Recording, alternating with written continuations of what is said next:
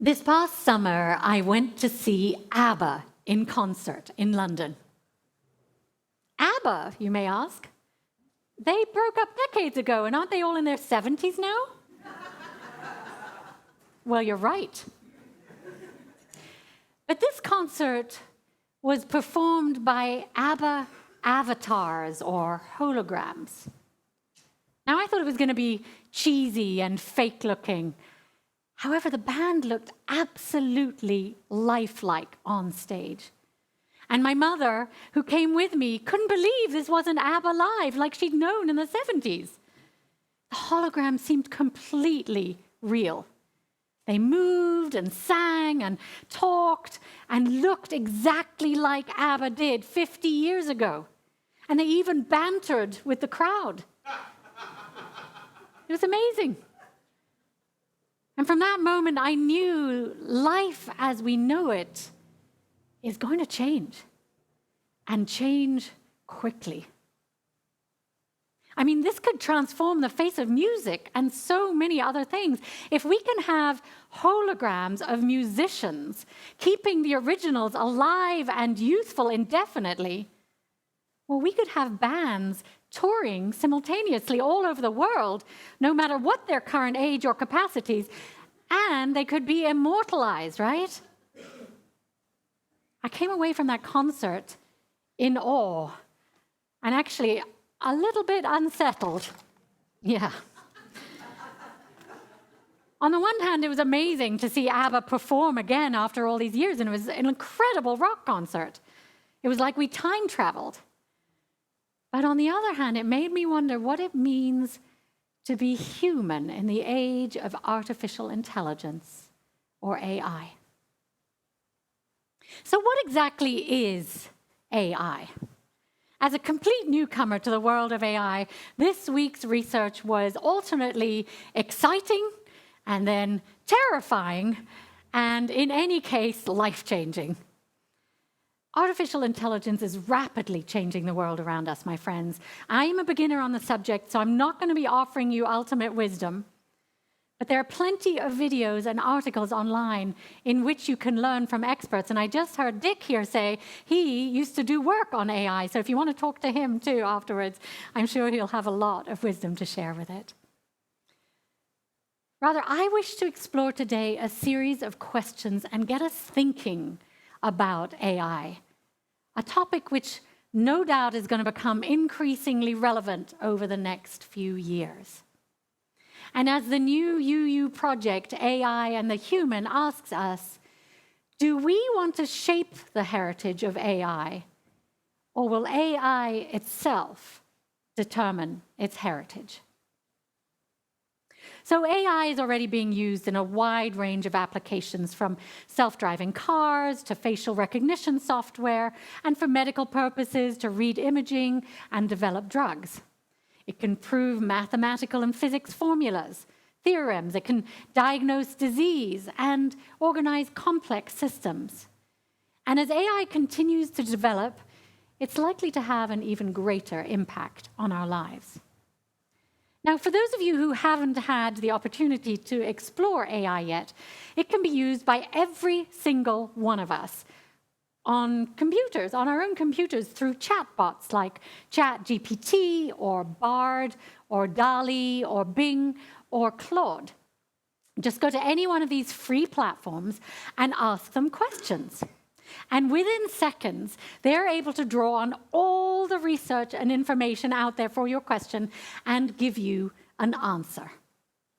Now, apparently, AI can digest 120,000 books in half a second, which is a lot faster than I read.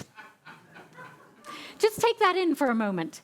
It can create illustrations or stories, websites or computer formulas. I was even watching a video in which a woman was using ChatGPT to prep her for an interview by speaking with her to practice and evaluate the interview questions and answers. I sent that to my son, who's interviewing for jobs. So to compare capacities and for a laugh, I wondered what AI engines knew about me. ChatGPT and Claude don't think I exist, so that's a relief. Bing says, I believe in finding joy and comfort in these challenging times, which is true. But Bard, which is Google's platform, seemed to know the most about me. And among other things, it says, I'm a passionate advocate for social justice and environmentalism, and that I'm known for my creative and engaging sermons. Well, what do you think? Did Bard nail it? But it shows you how different the results might be depending on which platform you use. Jeffrey Hinton, a computer scientist and psychologist, former Google employee and the father of AI, left Google in May of this year to be able to speak freely about the risks of AI. And he says, though, that benefits are countless and unimaginable, the risks are also numerous.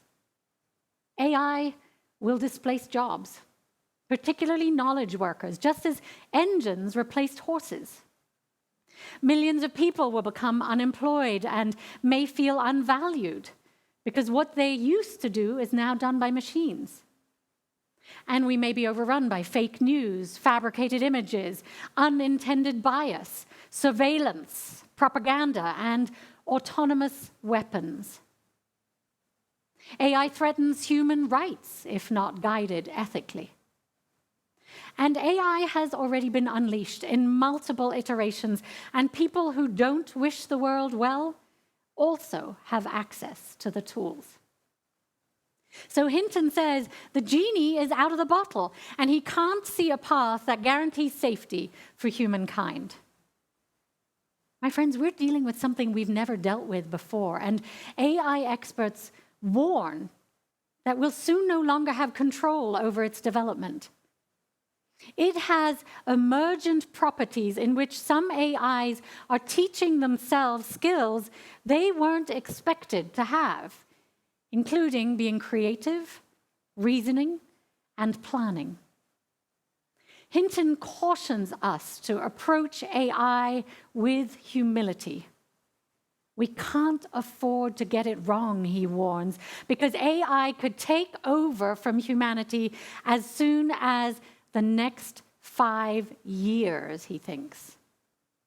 And the danger goes up when we launch artificial general intelligence, or AGI, which may have even more human-like capabilities, possibly by the 2030s. It is learning, replicating, and improving itself exponentially, even while we sit here together in this service. AI experts believe this is the moment civilization might be transformed as it was by the discovery of fire, agriculture, electricity, and the atom bomb. This moment might change the course of human history forever, and they caution us to get educated so that we can help develop it for the good. Now, right now, biases lurk in its algorithms, and progress outpaces wisdom. Yet, if guided by conscience and values, AI can promote equity, sustainability, and justice where we fall short, augmenting our hearts and not just replacing them. So we must steer AI thoughtfully. Greed or power must not drive its growth. Only aligned values serving life, the most needy among us, and the common good. With ethics and justice, AI can unlock progress on equity, climate, health, and more to help build our beloved community. But without caution, we risk relinquishing too much control. Experts suggest we govern AI transparently, guarding rights, testing rigorously, and empowering the vulnerable over the powerful. And thoughtful democracies must monitor its risks, issue guidelines, and direct AI for shared benefit, upholding human dignity and worth. Sundar Pichai, CEO of Google and Alphabet, says, AI will be as good or evil as human nature allows. And he asks us to consider the important question of how you develop AI systems that are aligned to human values. But first, how can AI help humanity? There are many promising ways if it is steered positively. Imagine a future with me where AI tutors adapt learning to every student's strengths, unlocking the potential of all children worldwide and making quality education more accessible to all. A future where AI helps us transcend national divisions through understanding diverse perspectives, through building bridges of compassion. A future where AI counselors provide free advice to everyone, intelligently tailoring treatment to each person's emotional needs. Imagine improving healthcare by analyzing medical data for more accurate diagnoses, personalized treatments, and accelerated drug development. Envision increasing food production, reducing waste, and developing innovative food solutions to help world hunger. Or how about mitigating climate change by modeling climate data, optimizing renewable energy systems, and tracking sustainability? AI can automate time-consuming tasks and enable new discoveries not possible by human effort alone. AI can increase the safety, efficiency, and accessibility of transportation. And it could empower physically challenged people through AI assistance. I think of your friend Tom, who you mentioned, and new options for communication, control, and independence. And it could promote equity through AI auditing of biased systems to increase access, fairness, and justice in society. AI can and will be able to help us in so many ways. And when I was researching, I found out that AI learns from how we interact with it. So if I'm friendly and polite with it, it will learn that that's the way humans speak to one another. And if I were to be rude and oppressive, then it would learn those ways of being. So let's all be kind as we interact with these AI bots. Thankfully, there are a number of jobs that seem unlikely to be fully replaceable by AI in the near future due to the specialized human skills, knowledge, and judgment they require. Caregiving, counseling, nursing, ministry, and social work should remain human at their heart. These are roles where interpersonal, social, and emotional skills are needed and where conscience and presence matter most. Whether for children, elderly, vulnerable, or the infirm, the compassion and human touch of caregiving is irreplaceable. And medicine is also an art that requires human attention. Creative jobs like artists, musicians, chefs, writers, hairdressers, and designers require highly subjective and creative human abilities that current AI cannot match. Politicians and public representatives are less likely to be replaced, even though we might wish they were. But since democracy depends on elected officials who reflect collective human perspectives, values, and public accountability, which AI lacks. Judges and lawyers, where legal reasoning, wisdom, and judgments integrating complex social values and contextual human circumstances are needed. So those are hard to replace. And teachers, all you wonderful teachers out here who combine knowledge, communication, psychology, creativity, and interpersonal understanding in nuanced interactions are vital. And researchers, scientists, and academics with the ability to ask insightful questions and make intuitive leaps and discover wholly new knowledge seem distinctly human. So AI can be an asset and help with a lot of these professions, but not a wholesale replacement. So in essence, many jobs involving the full range of human, social, emotional, spiritual, and creative abilities are unlikely to be fully automated by any AI anytime soon.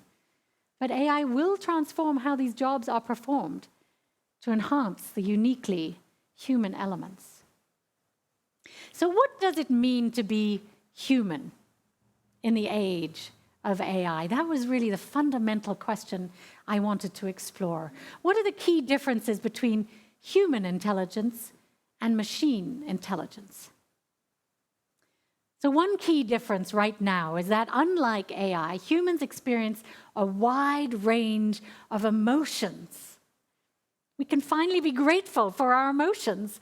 We possess self-awareness, consciousness, curiosity, and we have subjective experiences. Humans can love, care for, and show empathy for one another. And using self-awareness, we can reflect on our own thoughts and actions, particularly if we practice mindfulness, which is a uniquely human trait. Now, this is not to say that machines aren't capable of learning and adapting, but AI systems still lack the ability to experience emotions, love, empathy, and self-awareness in the same way humans do. Another key difference is that humans are creative and imaginative.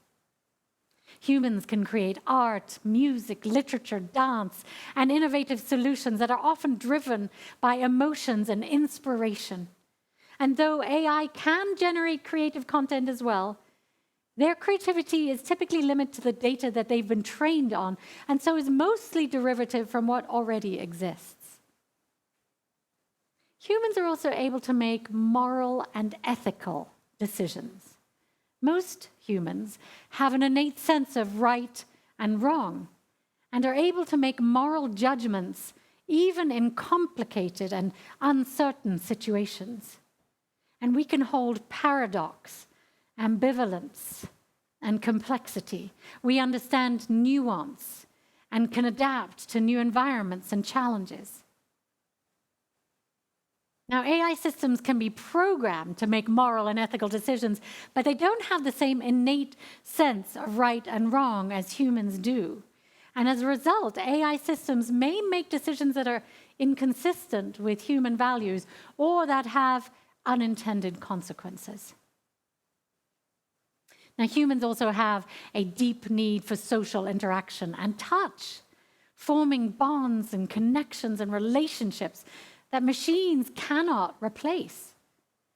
With our social intelligence, we're attuned to social emotional cues, allowing us to communicate, collaborate, read, and understand people's motivations. AI has very minimal social intelligence currently and lacks emotional awareness. And let's not forget humans' physical bodies.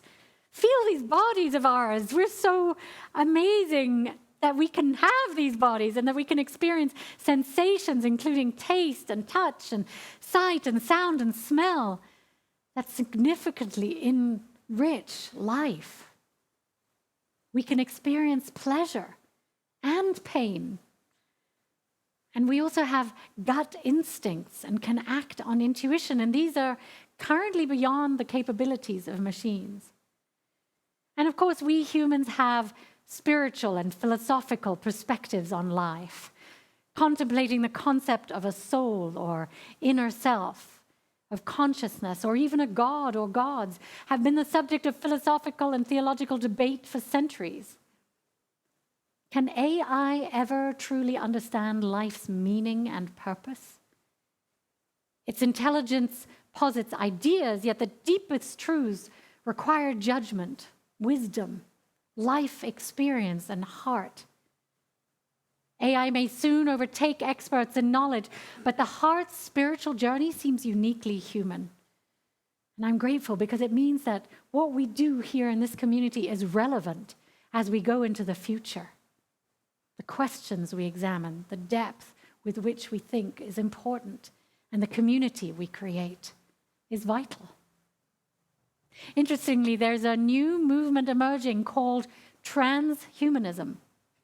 And it's a science-based philosophical movement, they don't want to call it a religion, of the future. Transhumanists believe we will eventually merge with technology and transcend human limitations. They believe we're going to implant AI into our bodies, or indeed have replicated machine bodies and be able to live much longer, healthier lives. Imagine backing up yourself into a machine. They are toying with immortality. But the question to ask is, would these benefits only be available to the wealthy or developers of AI? So we need to be attentive to such inequities.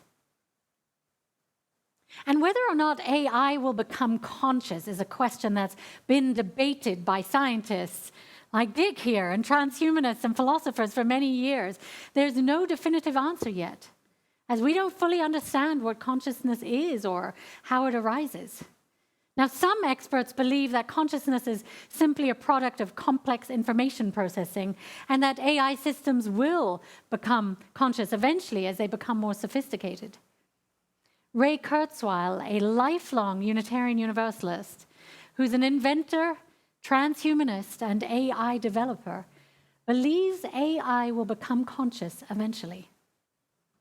Others think consciousness may have a spiritual dimension and that AI systems will never be able to truly experience consciousness in the same way humans do. And there's evidence to support both views. On the one hand, AI systems are already capable of performing many tasks that were once thought to require consciousness, such as playing chess at a grandmaster level or translating languages instantly with high accuracy. And on the other hand, AI systems still lack many of the key features of consciousness, such as self-awareness, emotions, and subjective experience.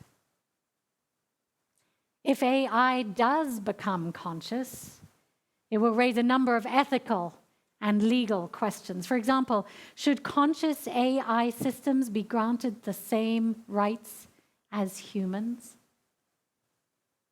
And how can we ensure that conscious AI systems are used for good and not for harm? These are complex issues we're going to need to grapple with as AI technology continues to develop.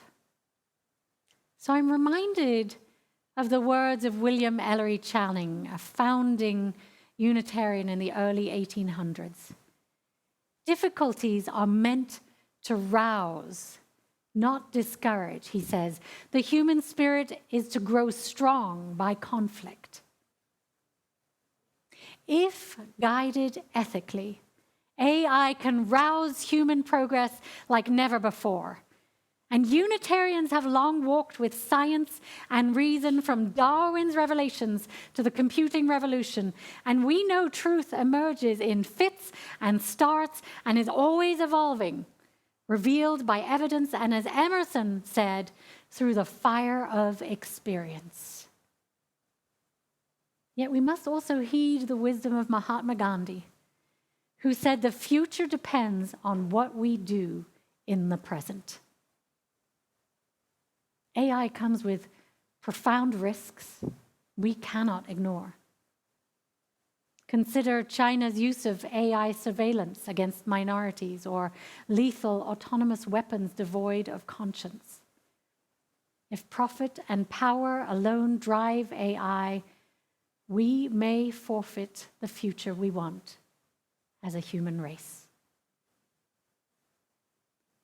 My friends, the lessons of history must enlighten our path.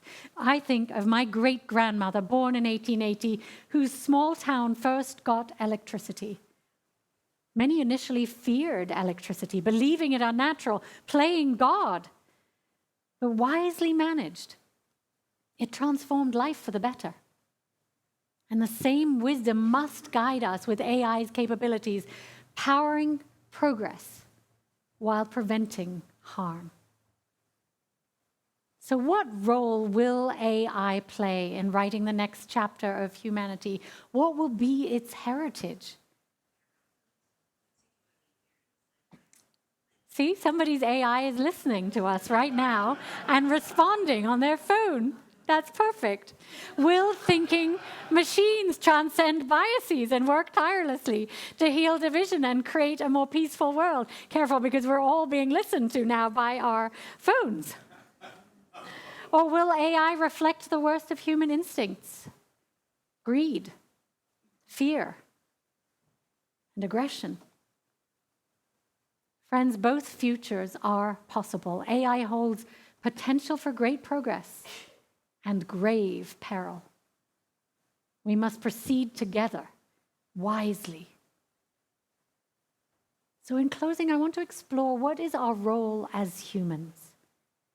Well, first, I think we need to be mindful of the potential risks and benefits of AI. For example, just around the corner, our 2024 presidential election will be hugely impacted by the quickly emerging capacities of AI.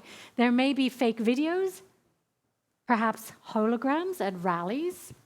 If ABBA could do it, I'm sure politicians can. And disinformation to an extent that we cannot even yet imagine. How will we tell truth from fiction? How will we safeguard our democracy? So we need to develop ethical guidelines for the development and use of AI quickly. We must ensure AI is used in a way that's consistent with our values and promotes human well-being. Focus AI on solving humanity's challenges, climate, inequality, and conflict, rather than increasing them. And finally, it means we need to embrace our own humanity. AI reminds us and encourages us to reflect on what it means to be human. And honestly, this week, as I was researching it, I've almost never felt so grateful to be human. AI will never be able to replace us completely. We need to cultivate and focus on these qualities such as consciousness, emotions, physical presence, creativity, and moral judgment, and use them to make human life and the world a better place. And how about our role as Unitarian Universalists as AI develops? Well, first, we need to become familiar with it, so we can be part of the conversation to develop ethical guidelines for the growth and use of AI. And we must embrace our own humanity and celebrate the qualities that make us uniquely human as we evolve spiritual community into the future. And most importantly, we need to use our Unitarian Universalist principles and values of justice, equity, transformation, pluralism, interdependence, and generosity to guide us as we develop and use AI. And remember that love is at the center of all we do. It must be our guiding light. UU Minister Rebecca Parker warns, we are never finished. Love requires constant effort and new understanding. So our work, my friends, is becoming informed, being vigilant, offering ethical oversight and wise regulation so AI uplifts human dignity and helps rather than harms us. Beloveds, AI is a powerful tool, but it's just a tool. It's up to us to decide the heritage it will leave for humanity in the future. It's up to us to spread and grow love in this world. The choice is ours. May we make wise decisions.